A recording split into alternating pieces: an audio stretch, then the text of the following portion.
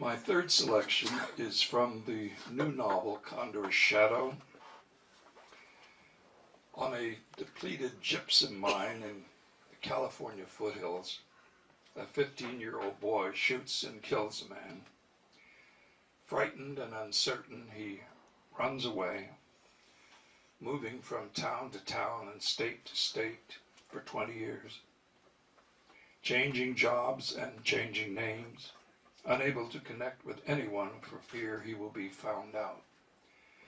The Condor's Shadow is a story of twisted courage, a struggle for love and connection, and a desperate search for redemption. And in keeping with this evening's theme, I've chosen a scene in which my hero, who is now called Rusty, meets someone who may turn out to be the love connection he craves.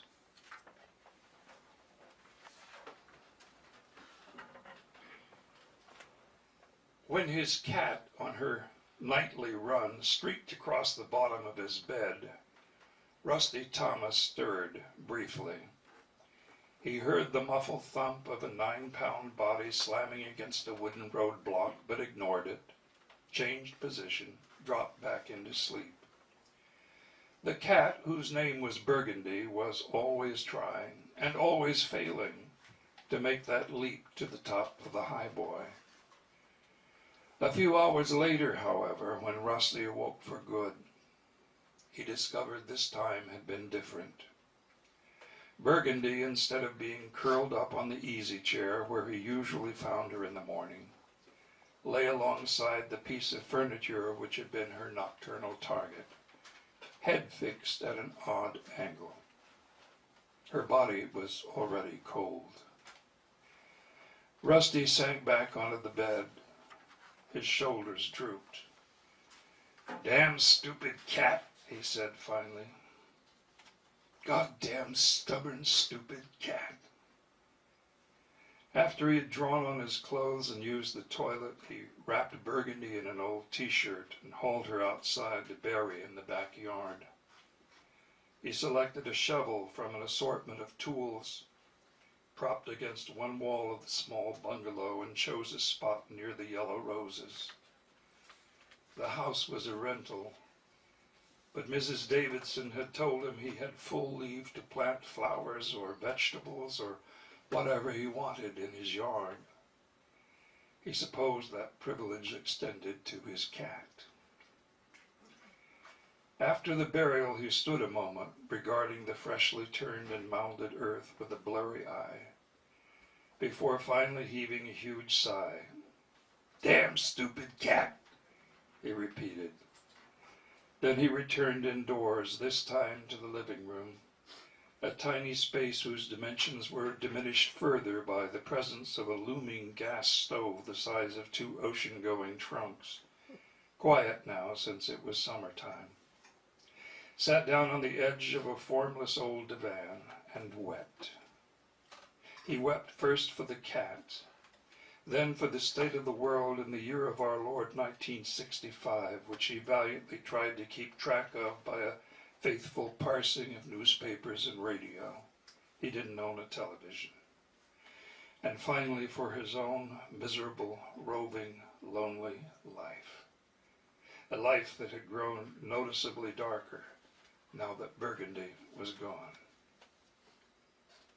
I'm skipping a couple of pages in the book. He drives up into the mountains on these pages to clear his mind, to regenerate himself a bit. He knows a lot about birds and trees, and being among them quiets him. Driving towards home, he felt calmer, though the image of Burgundy leapfrogged through his mind from time to time. Back on East Isaacs, he stopped for a cup of coffee at a diner he'd often thought of trying, a fairly new place on the outskirts of Southeast City. Though he lived more or less in the heart of town, near the college, he preferred the periphery. Inside, there was only one waitress and no other customers. He took a seat in a booth along the side. She approached him, coffee pot already in hand. "Cuppa?" she asked. You bet. She filled his cup, retreated behind the counter, and resumed swiping down its surface. As she was emptying ketchup bottles into others, she looked up and called out, Another? Please, he said. Why not come over to the counter and keep me company while I work? Should it be that the last two people left on Earth don't even talk to each other? He smiled, hauled himself out of the booth, and brought his cup to the counter. Fill me up, then. While she continued to work, he looked at her. A few years older than he, perhaps, 34, 35. She had a slender, almost elfin build, but there was something tough about her, an edge. Dishwater blonde hair cut in a page boy, bangs draped over her forehead, freckles across the bridge of her nose. Every once in a while she extended her lower lip and shot a column of air upwards such that her fluttering bangs disclosed somewhat lighter eyebrows. Some old injury had left a scar along her hairline, he noticed. Her eyes were small and dark, merry one moment, wary the next, or probing could be. In fact, he began to see her eyes as loaded like a shotgun, ready to explode into 1,000 meanings, a firefall of moods. As he continued to regard her, some old memory relaxed her dark lips into a smile that opened her face as if it had suddenly been turned towards the sun. Amused by his gaze, she arrested her work to stare back, one hand on an outthrust hip, apron jiggling slightly from a tapping foot. Hey, he said suddenly, I just won a contest on the radio. They called and asked a question that I answered correctly. Congratulations. No, what I mean is, they sent me a lot of merchandise I can't use. Stuff from local stores. Promotion, I guess. So you have any use for... He hesitated, looked away, looked back. A pair of medium-length taupe nylons. She was quiet for half a beat, then responded, What was the question? She had a nice voice, he decided. Pitched low, but syrupy somehow. Warm. Excuse me? Oh, the one I answered, you mean. They asked, did I know who was the first American into space? And I did. Alan Shepard. She studied him then, as if toggling between two choices in a hand of poker. Finally she grinned. She stepped back, lifted her skirt a few inches. Matter of fact, I do, she said.